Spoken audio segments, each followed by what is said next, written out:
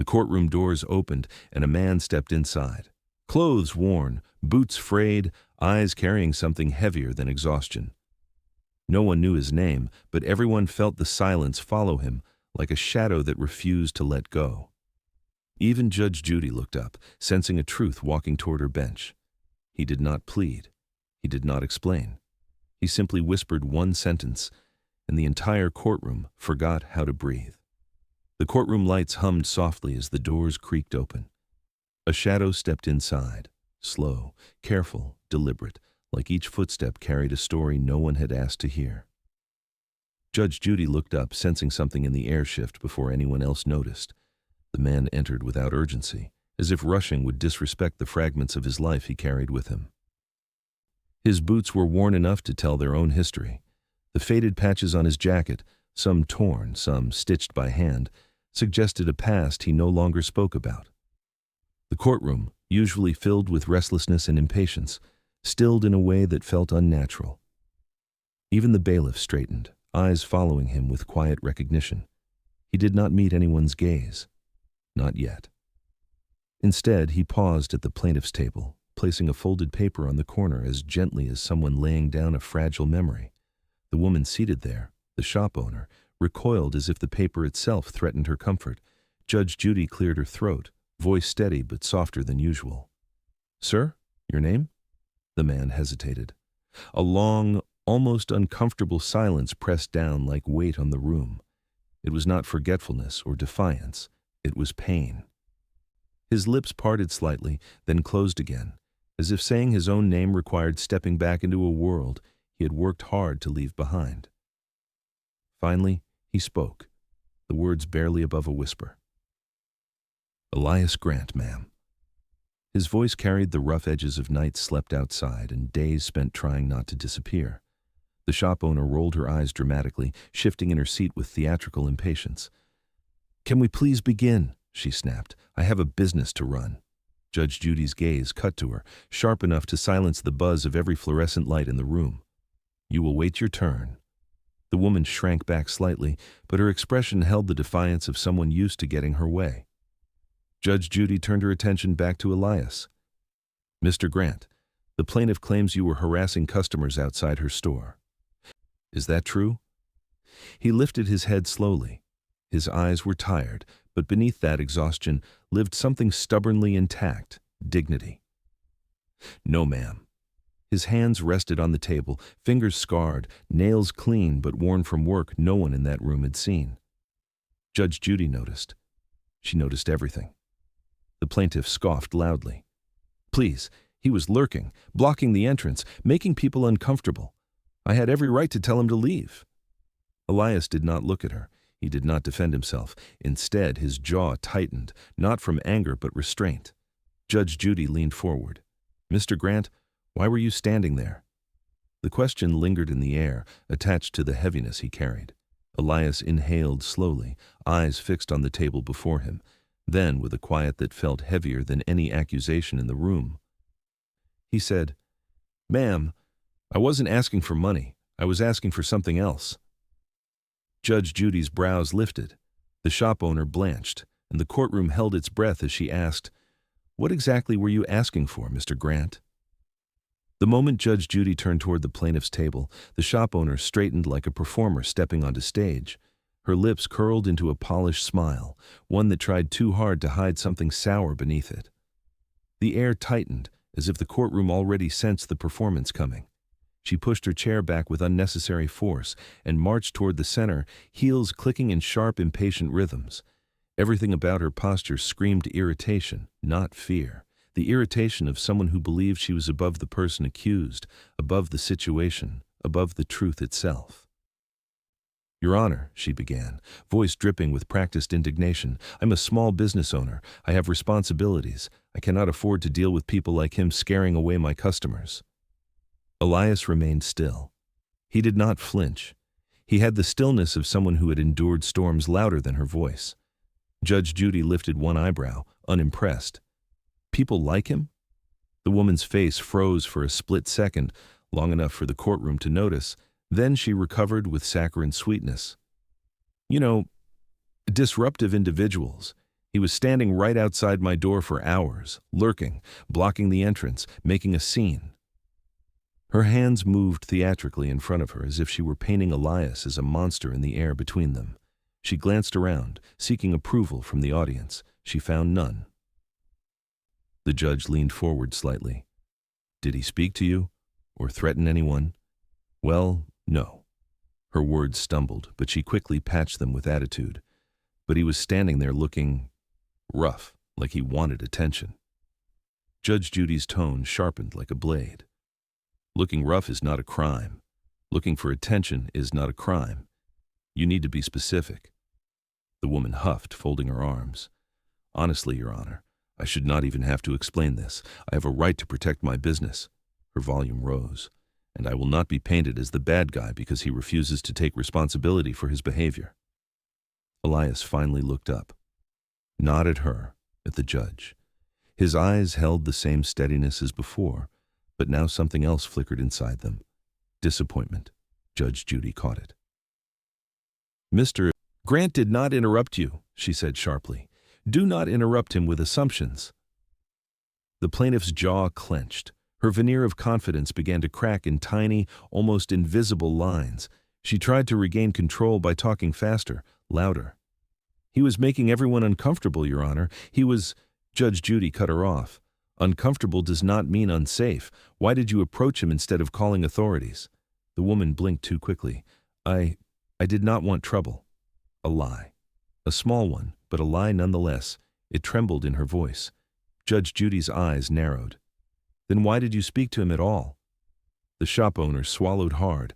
Her next sentence came too fast, too rehearsed. "Because I recognized him." The courtroom stilled. Elias looked up sharply, confusion cutting across his face. Judge Judy did not blink. "Recognized him? From where?" The woman's mouth opened, then closed. Color drained from her cheeks as she realized what she had just revealed. Judge Judy leaned back slowly, studying her. Elias's breath caught, waiting, and the shop owner whispered, barely audible, "I should not have said that." The room went still, the kind of stillness that feels like the world holding its breath. Elias's fingers curled inward, trembling slightly as if the truth inside him had waited too long to be spoken. Judge Judy's voice cut through the quiet, crisp and measured. "Mr. Grant, you may respond." He exhaled slowly, a breath that seemed to carry years of weight with it. When he lifted his head, the courtroom saw something unexpected. Not anger, not humiliation, but a steady resolve shaped by exhaustion. A quiet kind of courage lived in his eyes. The kind built from surviving things no one had witnessed. "My name," he began, swallowing hard, "used to mean something." His voice cracked, not from weakness but remembrance. "I was a medic, U.S. Army." A faint murmur rippled through the courtroom. The shop owner's expression tightened, as if the shape of his past pressed uncomfortably against the image she had tried to construct. "I served 2 tours," he continued. "Came home, tried to rebuild. But some things follow you back, some wounds you cannot leave overseas." Judge Judy softened, only slightly. "You do not have to explain every detail, Mr. Grant. Just tell me why you were standing outside her store." He nodded, hands clasped together as though holding his story steady. "I recently lost my place to stay. Been moving around, trying to stay out of trouble. Trying to keep to myself."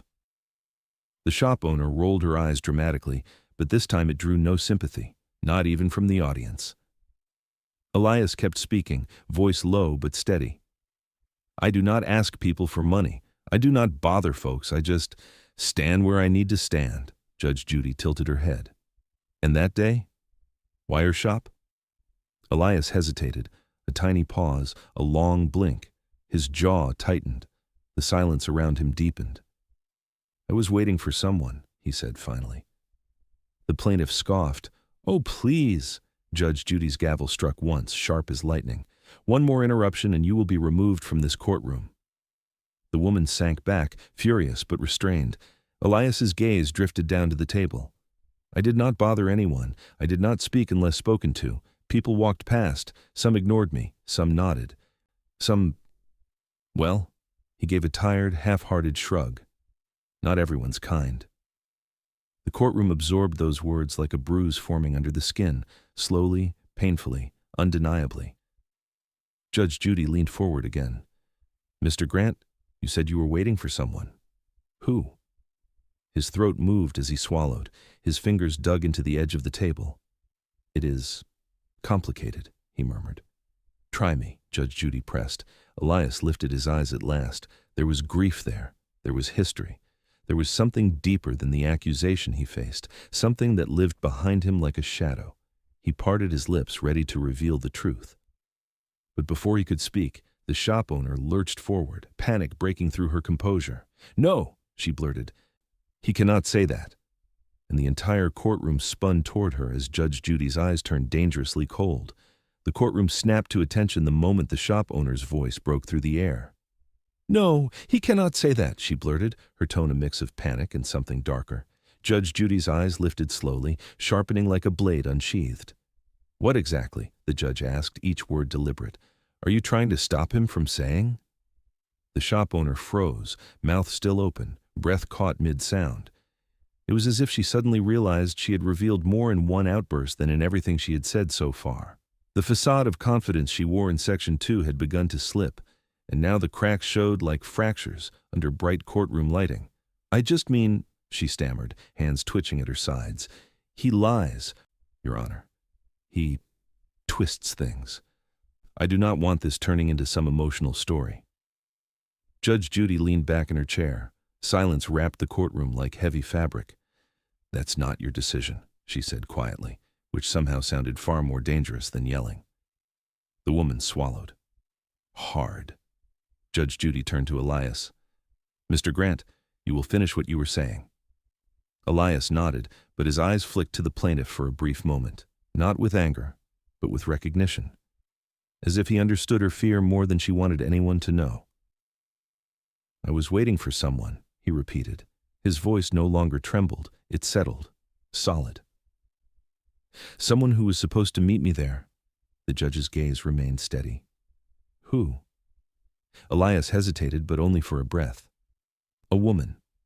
Someone who said she would help me." The plaintiff's shoulders tensed visibly, her jaw tightened. A small shake betrayed her composure. "And she did not show," Elias continued, "so I waited." The shop owner's breathing quickened, shallow, panicked, as if the truth itself was tightening around her like a rope. Judge Judy noticed. Everyone noticed. "What is your connection to this man?" the judge asked, turning back to the plaintiff. The woman blinked too quickly. "None," she insisted. "Absolutely none." Her voice was too sharp, too defensive, too immediate. Judge Judy's expression didn't change, but something in the courtroom shifted, like the lights dimmed without actually dimming. "You said a moment ago you recognized him," the judge pressed. "From where?" The woman's lips parted. No words came out. Elias looked down at the table again, fingers brushing over the folded paper he'd placed earlier, the one the plaintiff hadn't dared to touch. Judge Judy tapped her gavel lightly. Not a warning, a cue. "Bailiff," she said, "hand me the file the clerk just brought in." A folder thick with incident reports slid into the judge's hands. Its tab was labeled with both their names, something the plaintiff clearly did not expect to see. The woman's face drained of color. Judge Judy opened the file. The sound of the paper unfolding seemed to echo louder than any voice in the room. Judge Judy's eyes scanned the first page, and her expression changed. She looked up, gaze cold and unyielding. "Ms. Carver," she said slowly, "why did you not mention the police report you filed against Mr. Grant 2 months before this incident?" The paper in Judge Judy's hands trembled slightly, not from her, but from the weight of what was written on it. The shop owner, Ms. Carver, stood frozen as though the truth itself had caught her by the throat. Elias lifted his head slowly, already knowing what was coming. Judge Judy laid the report flat on the bench, her fingertips pressing down with controlled patience. "According to this," she said, her voice calm but chilling, "you filed a police complaint 2 months before the day in question, and in that complaint, Mr. Grant did nothing wrong." Gasps rose from the audience, soft but sharp. It was not scandalous yelling. It was the instinctive sound people make when illusions crack wide open. Ms. Carver shook her head rapidly. That report is not accurate. The officer misunderstood me." He did not write down what I said correctly. The judge raised one eyebrow. So you were saying the officer falsified your statement? The woman froze mid-breath, realizing the trap she had walked into. No, I mean, you just did not expect this report to reappear in a courtroom. Judge Judy finished for her, voice tightening. Elias lowered his gaze again, but the line of his jaw hardened. He had not flinched during sections 1 through 4. But this seemed to hurt differently. The quiet kind of hurt. Judge Judy flipped the page.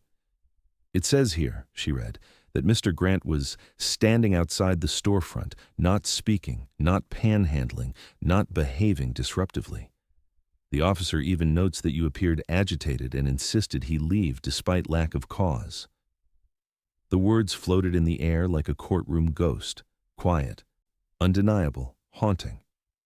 Ms. Carver's hands trembled now. Your Honor, he makes people uncomfortable. I have a business to run, and I am not concerned about your feelings, Judge Judy cut in sharply. I'm concerned about facts. A flicker of warmth crossed the veteran's face. Not relief, gratitude for not being erased again. Judge Judy leaned in. Why did you file that report, Ms. Carver, if he did nothing wrong?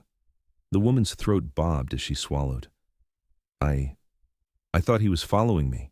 Elias's head snapped up. Judge Judy's voice flattened. And was he?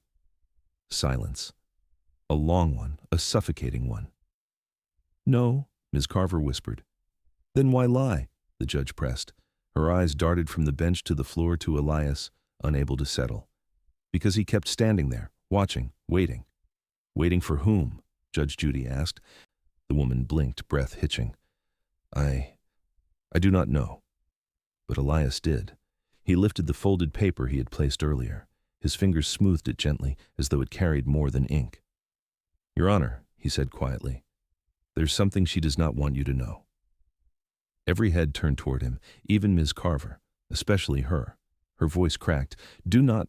Elias unfolded the paper slowly, revealing a creased photograph.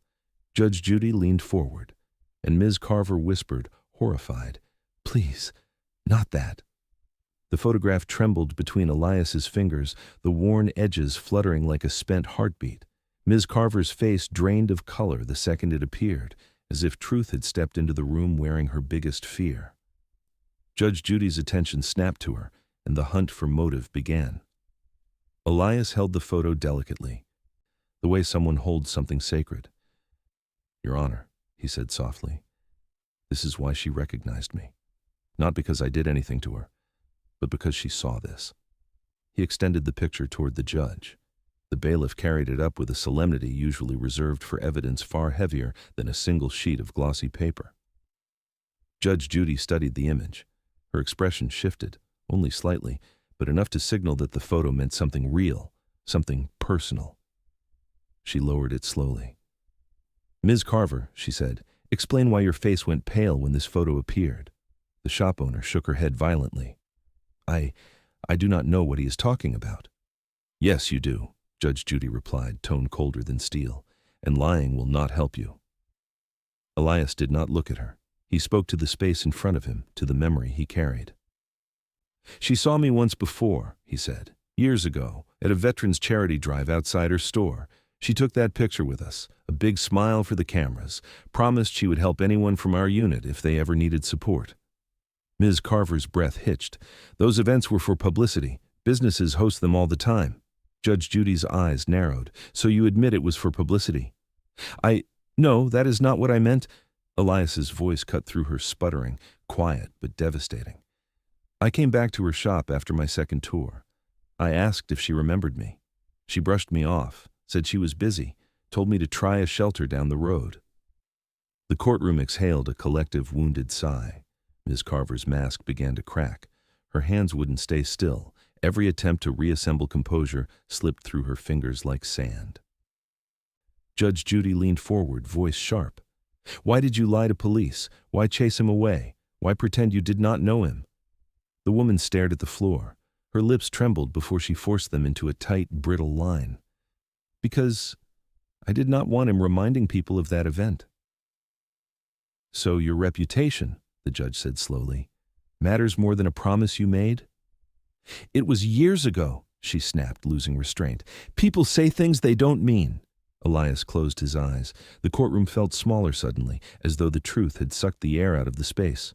Judge Judy's voice softened, not with pity, but with clarity.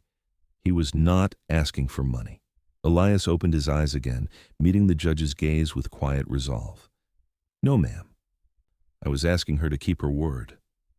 The words landed like a stone dropped into deep water, sinking, echoing, pulling everything with it. Ms. Carver staggered back a step. Elias lifted the photo again, turning it toward the courtroom. "This is only part of the story," he said. "Would you like to see the rest, Your Honor?" "If you were sitting in that courtroom, would you speak up or stay silent while the truth tried to surface?" Judge Judy lifted the photograph with a measured slowness that felt like peeling back the edge of a truth no one wanted to touch. The courtroom leaned in, breaths quiet, as if the picture itself held a heartbeat. Across the room, Ms. Carver's hands clutched the table so tightly her knuckles turned white. Elias stood still. Not rigid, just still. The kind of stillness you see in someone who has learned to brace for disappointment. "Your Honor," he said, voice steady but soft, "that picture was taken outside her store, 5 years ago." Judge Judy studied the image again.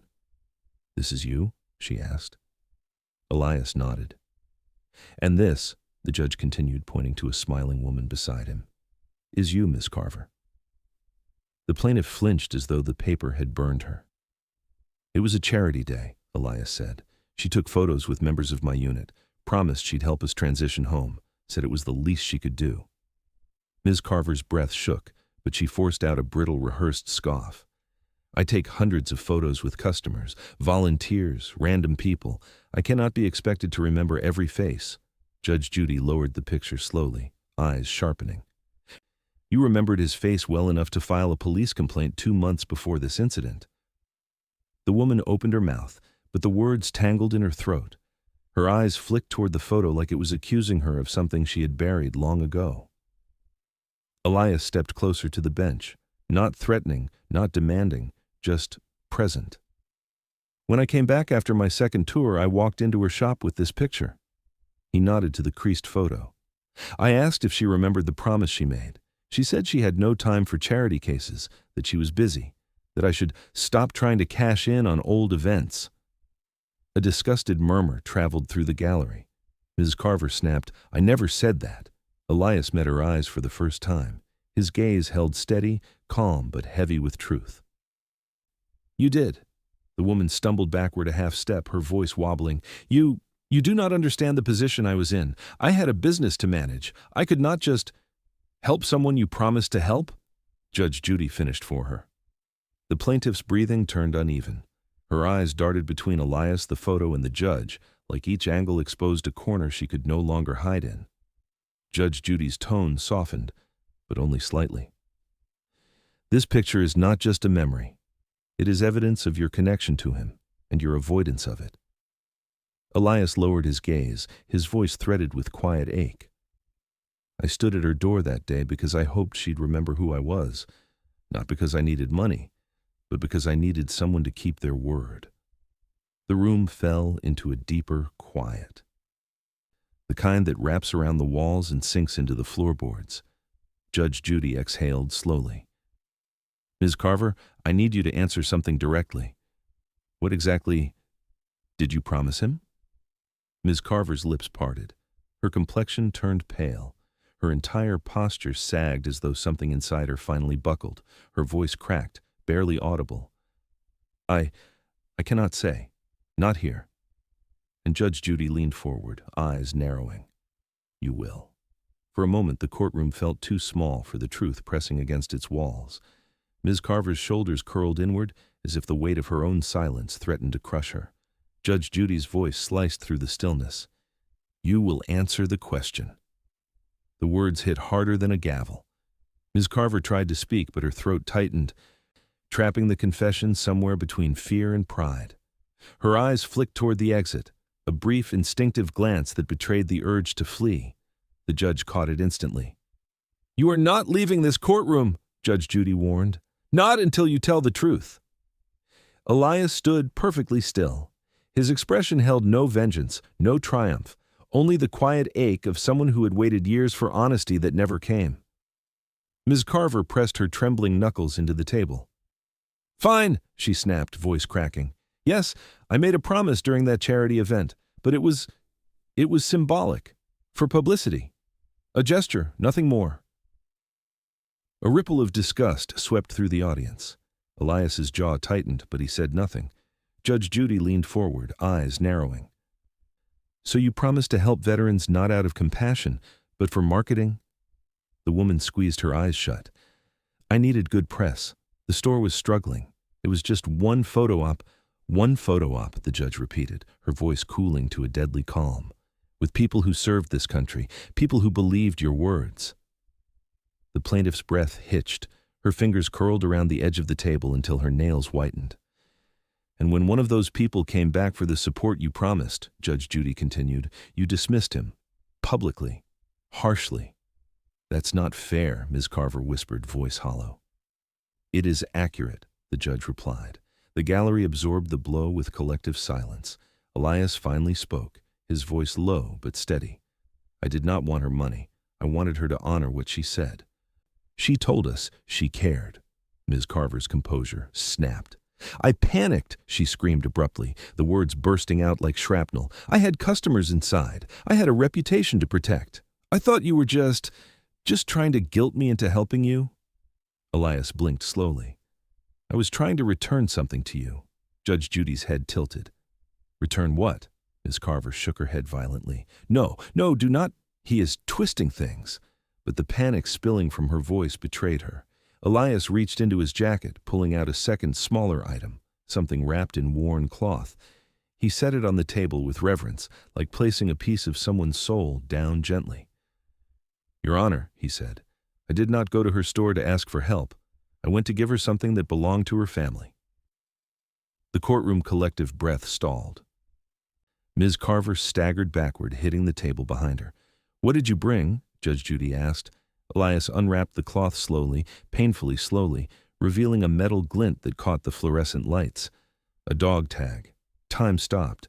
Judge Judy's eyes widened. Ms. Carver covered her mouth, choking on a sob. Elias said quietly, "This belonged to someone she lost, but never truly faced." Judge Judy leaned forward, voice barely above a whisper. "Mr. Grant, whose name is on that tag?"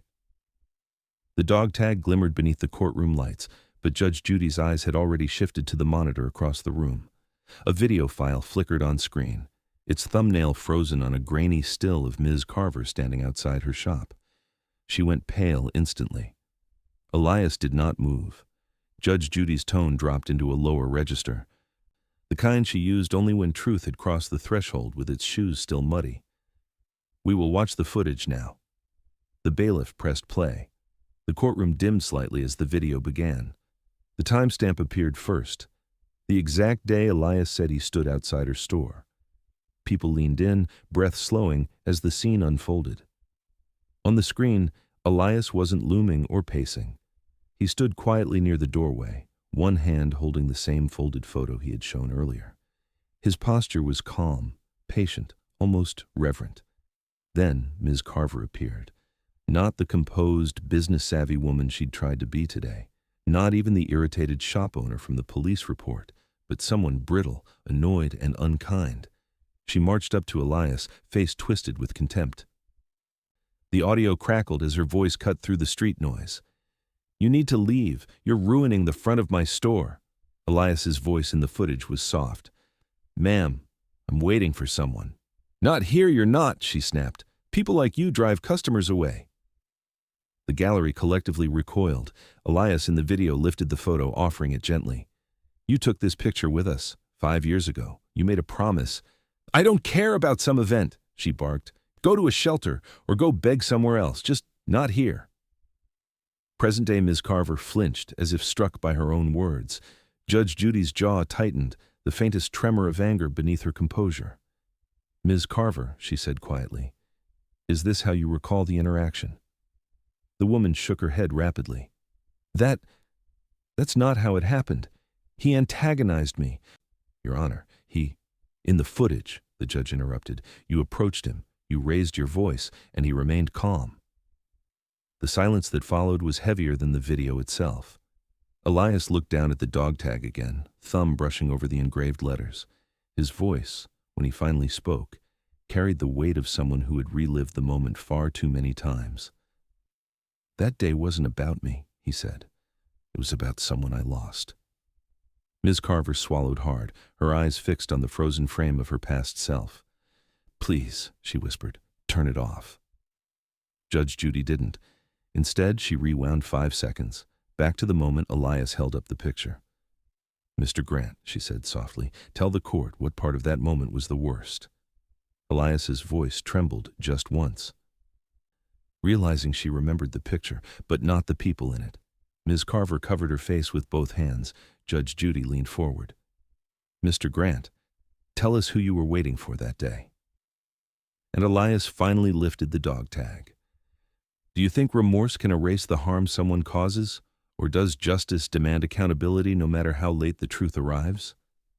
Elias held the dog tag between his fingers, the metal catching the courtroom lights like a memory refusing to dim.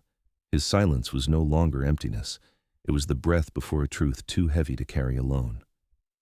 Judge Judy leaned forward, voice steady.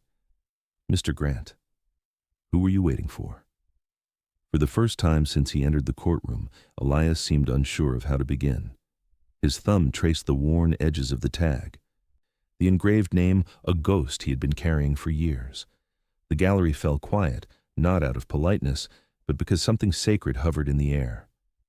I was waiting, he said slowly, for someone who never came. Judge Judy nodded for him to continue. He swallowed, eyes unfocused on a point far beyond the walls around him. Before my second tour, my unit stopped at Ms. Carver's store. She hosted a charity drive, took this photo with us, gave us her word that if any of us ever needed a hand, she would help. He paused, his voice thinned. One of the men in that photo didn't come home. Ms. Carver stiffened, wringing her hands. Elias lifted the dog tag slightly. This belonged to Corporal Matthew Hale. He was my closest friend in the unit. A soft gasp rippled through the courtroom. He asked me to return it to someone, Elias continued. Someone who mattered in his life. Someone he believed would want to know his last thoughts. Someone he thought would care. Judge Judy's voice softened. And that person was? Elias inhaled shakily. His sister's best friend, the woman he considered family, the person he talked about constantly. He looked at Ms. Carver for only a second, not accusing, but carrying a sorrow she could not outrun. Yes, he said, her. Ms. Carver's breath collapsed. No, she whispered, eyes wide. No, that cannot. Matthew never. Ma'am, Elias said gently, he spoke about you like you were the only part of home he could picture clearly. He wanted you to know he kept the bracelet you gave him. He wanted you to know he still wore it the last night I saw him. The plaintiff's legs gave out, and she sank into her chair. The gallery inhaled sharply, as if the entire room felt the blow at once. Judge Judy's voice was low. So the day outside her store, you were waiting to give her the dog tag? Elias nodded. He died believing she cared. He asked me to bring this back to her, to make sure she wasn't alone in her grief. Tears streamed down Ms. Carver's face. I never knew. Elias's voice cracked, the first true break in his composure. I thought if she saw the photo she'd remember, but she only saw a problem standing at her door. No one breathed, not the audience, not the bailiff, not even Judge Judy. Elias looked at the dog tag, eyes wet. I waited for her that day because I owed him that much, because you keep a promise to a dying man. Judge Judy exhaled slowly. Mr. Grant, tell this court exactly what Matthew Hale said in his final moments. Elias lifted his eyes, and the truth behind them was devastating. The dog tag lay between Elias's palms like a final heartbeat being offered up for judgment. Judge Judy's tone softened, not out of pity, but reverence. Mr. Grant, she said quietly, tell us his last words. Elias blinked slowly, as if pulling himself through the doorway of that memory took physical effort. The courtroom seemed to shrink around him, the lights dimming in emotional sympathy. Even the bailiff stepped closer, hands clasped, sensing something sacred unfolding. His name, Elias whispered, was Matthew Hale. Ms. Carver burst into sobs the moment the name landed. Not dramatic tears, not performative. Real grief, the kind that collapses a person from the inside. Elias kept talking, not out of coldness, but duty. We were hit during a night patrol. Chaos everywhere. Dust, smoke. You couldn't see 5 feet ahead, but I heard him call my name. He paused, swallowing hard. I got to him as fast as I could, he continued. He was already fading, but he grabbed my hand, held on tight, stronger than he should have been able to. The gallery listened in complete silence, not a breath breaking the room. He said, "Tell her I kept it." I thought he meant his gear, maybe a letter. Elias looked at Ms. Carver gently. But he meant the bracelet, the one you gave him at high school graduation. The woman covered her mouth, sobs cracking through her fingers. "Oh God, Matthew!" Judge Judy's voice shifted, lower, steadier. "And what else did he say?" Elias's eyes glossed with tears he'd been holding back all morning. "He said she deserved the truth, that he didn't want to be remembered as some hero, but as her friend, her family." His voice broke then, barely, but unmistakably. And then he said something I didn't understand at the time. Elias drew in a trembling breath. "Tell her not to hide from the world, not to let fear turn her cruel." Ms. Carver doubled over, sobbing into her hands. The weight of those words, of a dying man's wish, struck her like a force she could no longer outrun. Judge Judy looked at her with a kind of stern compassion. "Ms. Carver, he was talking about you." "I know," she whispered, shaking. "I know." Elias lowered his gaze. "I didn't think it was my place to judge her. I only promised him I'd deliver this tag, and that I'd try to make sure she heard him." Judge Judy straightened, her voice turning firm and resonant. "You carried his last words across continents, across years, across your own struggles, and she turned you away at a storefront door." Ms. Carver sobbed harder, her body shaking. Elias didn't look at her. Neither anger nor vindication touched his face, only sadness, only duty fulfilled far too late. Judge Judy reached for the dog tag, lifting it with delicate precision. "This was not just a token," she said. "This was a final message. And Ms. Carver, you refused to hear it." Ms. Carver collapsed back into her chair, trembling, broken open by truth. Elias's voice rose just barely above a whisper. "I wasn't only with him when he died. I was holding his hand. And the message he left for you was meant to change your life." Judge Judy steadied herself. "Mr. Grant, tell her the message in full." And Elias finally prepared to reveal words she'd avoided for years. Elias closed his eyes for a moment, as if steadying himself before stepping into a memory that still bruised when touched. Across the room, Ms. Carver trembled, her breath shallow and uneven, the kind of breath a person takes when the past finally corners them. Judge Judy leaned forward, her voice softened but commanding. "Mr. Grant, tell her." The courtroom quieted, lights humming like distant static.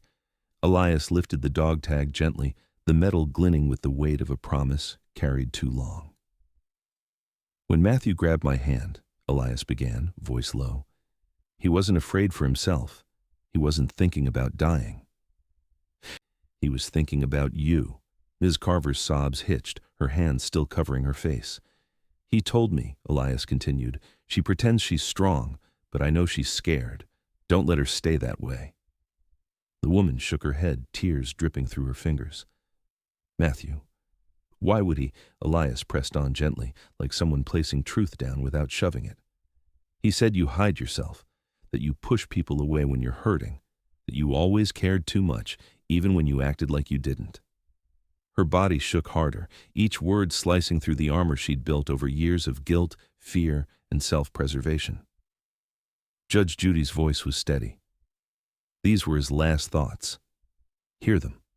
Elias nodded, eyes glassy. His final message was simple. He said, "Tell her to be kind. Tell her she deserves the world she's afraid of." And then, his voice cracked, "And then he asked me to tell you he was proud of you." Ms. Carver froze, utterly. As though the world had stopped mid-breath, her knees buckled and she fell into the chair behind her, tears pouring freely now. Not embarrassed tears, not defensive ones, grief, regret, love rediscovered too late. "I didn't know," she whispered hoarsely. I never knew." Elias stared at the dog tag in his hand, his expression softening with empathy rather than anger. "I tried, ma'am. I really tried. When I came to your shop, I wasn't asking for charity. I just wanted to honor what he asked. I thought maybe hearing those words would help you heal." Miss Carver pressed her hands to her temples, bending forward as though trying to hold herself together. "And instead, I pushed you away." The judge watched her for a long, heavy moment. "Ms. Carver, this wasn't just cruelty. This was avoidance, running from grief, from truth, from responsibility." The woman nodded through tears. "I thought if I ignored everything tied to him, the pain would stop." She choked on a breath. "But it didn't. It just made me cold." Elias lowered his gaze. "Pain doesn't disappear when you bury it. It just waits." The room breathed with him, slow, heavy, human. Judge Judy folded her hands. "Mr. Grant, after everything you've carried, after everything she denied, what do you want from this courtroom?" Elias looked up at her, eyes reflecting years of struggle and a quiet dignity untouched by bitterness. He inhaled deeply. "I don't want money," he said, "but I do want something, and she needs to hear it." Elias stood straighter than he had all day, as if the simple act of telling the truth had given him back a piece of himself. The air in the courtroom shifted, warmer, heavier, almost reverent, like everyone sensed the story was no longer about accusation, but something far deeper. Judge Judy's eyes softened, but her voice remained steady. "Mr. Grant, what do you want?" Elias exhaled slowly, the sound almost a confession in itself. He didn't look at Ms. Carver at first. He looked at the dog tag, cradling it gently in his palm, absorbing its worn edges as if holding Matthew's voice one more time. "I've thought about this for a long time," he said quietly. "Longer than I should have. And the truth is, I don't want anything from her that she doesn't want to give." Ms. Carver's tears stilled, her breath catching with surprise. "I've slept on benches," Elias continued, "under bridges. I've gone days without talking to anyone, but nothing hurt as much as believing I disappointed Matthew. Like I failed him in the one task he trusted me with." His throat tightened, but he didn't shy away from it. "But that wasn't her fault, or mine. Grief. Grief makes us strangers to ourselves." Judge Judy nodded slowly, listening with the gravity of someone who understood loss every bit as deeply. Elias turned toward Ms. Carver, not accusatory, not cold, something gentler, more human. "I don't want your money. I never did," she swallowed. "Then what do you want from me?" "For you," Elias said softly, "to keep the promise you made that day, the one you made to all of us in that photo. To be the person he thought you were." Ms. Carver blinked rapidly, tears spilling again, but differently this time, weaker, honest. I don't know if I can be that." "You can," Elias replied. He believed it, and I've come to believe it too. The gallery sat in stunned silence, absorbing the unexpected mercy, the quiet dignity, the way he offered her a chance instead of a punishment. Judge Judy leaned forward, tone reflective, almost impressed. "Mr. Grant, that is an extraordinary amount of grace for someone who was treated the way you were." Elias shrugged faintly. "Anger's heavy, ma'am. I've carried enough weight." Those words settled over everyone, like a slow-falling blanket. Ms. Carver wiped her eyes, breath hitching. "If I tried to make this right, would it matter?" Elias paused, just long enough for the tension to fold inward. "It would matter to him," he said. "And if it matters to him, it matters to me." Her composure crumbled entirely. She nodded, a small, desperate gesture of someone asking the world for a second chance. Judge Judy tapped her gavel lightly, not in reprimand, but in acknowledgement. "Ms. Carver, you've heard him. What you choose to do next defines who you are, not the mistakes, but the response." The shop owner's voice trembled. I want to try." Judge Judy's eyes narrowed with purpose. Good. Because now we're going to talk about what making it right actually means. And the room stiffened as accountability finally stepped into the center. The moment Judge Judy said the words, "make it right," something inside Ms. Carver seemed to snap, not violently, but like a brittle thread finally breaking under its own tension. Her shoulders caved inward, her breathing stuttered, and her face crumpled into a rawness she had spent years hiding from herself. The courtroom felt suddenly smaller, as though grief had pulled the walls closer. Judge Judy rested her hands on the bench, calm but unwavering. "Ms. Carver," she said, "this is the moment you stop running from your past." The woman nodded weakly, wiping her eyes with shaky fingers. "I'm not running anymore," she whispered. "I just don't know how to face the person I became."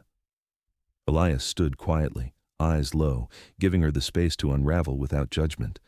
The courtroom watched her like one might watch a dam cracking, dangerous, inevitable, necessary. "I promised Matthew I'd be better," she said, voice trembling. "When he deployed, I told him I'd make something of myself, that I'd do good. But after he died, something inside me just broke." She inhaled sharply, fighting for air.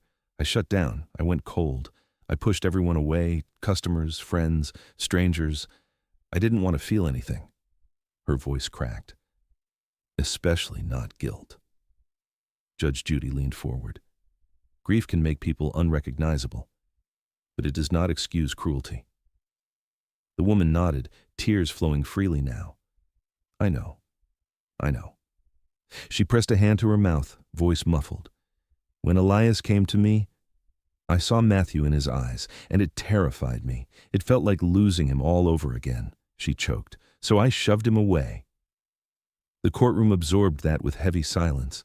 Elias lifted his gaze at last, quiet compassion softening his features. "You weren't the only one grieving," he said gently. "We all lost him. But shutting out the world kept you from healing. It didn't protect you, it trapped you." Ms. Carver looked at him, eyes red and desperate. "Can you forgive me?" Elias didn't answer right away. His voice came slow, thoughtful. "Forgiveness isn't something I can rush, or something you can ask for and receive like a transaction." He paused, letting the words settle. "But I can tell you this. I don't hate you. I never did. I just wanted you to see the person Matthew believed you could be," she sobbed, covering her face again. Judge Judy straightened, her tone shifting into firm clarity. "Ms. Carver, remorse is a start, but accountability is what changes people. You will honor your promise, not as a performance, but as a commitment."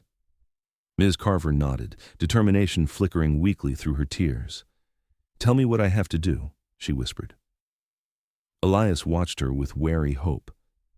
The dog tag glinting in his palm, a tiny metal bridge between who she was and who she might still become.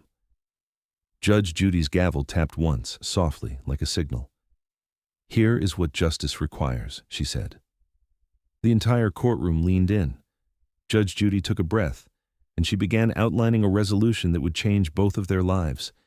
If you were the judge, would you focus on punishment or on helping someone rebuild the person they were meant to be? The courtroom felt suspended in a fragile stillness, the kind that comes just before an emotional verdict, not a legal one. Judge Judy rested her hands on the bench, her gaze shifting between Elias and Ms. Carver with a gravity that made even the light seem to dim in respect. "This," she said softly, "is where we begin to repair what has been broken." Elias stood steady, his posture a blend of exhaustion and resilience, the dog tag resting between his fingers like the final piece of a long unfinished promise. Ms. Carver sat trembling, her hands clasped so tightly her knuckles whitened, eyes red but focused, ready for whatever accountability would demand of her. Judge Judy inhaled, then spoke with deliberate clarity. "Ms. Carver, your actions were harmful, deeply, not only to Mr. Grant but to the memory of a man who trusted you with his truth." The words pierced, but they were not cruel. They were honest, necessary, cleansing. Ms. Carver nodded, tears slipping silently down her cheeks. The judge continued. "Punishment may satisfy the crowd, but it does not honor Corporal Hale, and it does not heal the damage you caused." She paused, letting the silence carry weight. Restitution, however, can. Elias lifted his eyes, something like hope flickering softly. Judge Judy turned fully toward Ms. Carver. You will support Mr. Grant's transition through a Veterans Assistance Program, personally, not with checks, not with photo ops, with time. She pointed gently toward the photo on the bench. With presence. Ms. Carver swallowed hard but nodded. I will, she whispered. I promise. This commitment will last 1 year, the judge added. Monthly check-ins, verifiable involvement, and no performative charity. This is not for your business. This is for Matthew. The woman nodded again, more firmly this time. Judge Judy then shifted her attention to Elias. Mr. Grant, you have carried a burden far heavier than any man should, but today, that weight is shared. You honored your friend with more integrity than most people show in a lifetime. Elias bowed his head slightly, accepting the words without pride, only quiet gratitude. And as for this court, the judge said, lifting the dog tag delicately, we will ensure Corporal Hale's story is recorded in our public file, not as evidence, but as remembrance. Ms. Carver broke into fresh tears, her grief cracking open in a way that sounded like both pain and release. Elias stepped closer to her, not forgiving, not forgetting, but acknowledging the beginning of something new. He held out the dog tag. This belongs with you, he said gently. Her hand shook as she took it, her voice a whisper barely audible. Thank you for bringing him back to me. Judge Judy watched them, eyes steady and warm. Justice, she murmured, isn't always loud. Sometimes it's just two people choosing truth over fear. The courtroom exhaled, a collective breath of closure.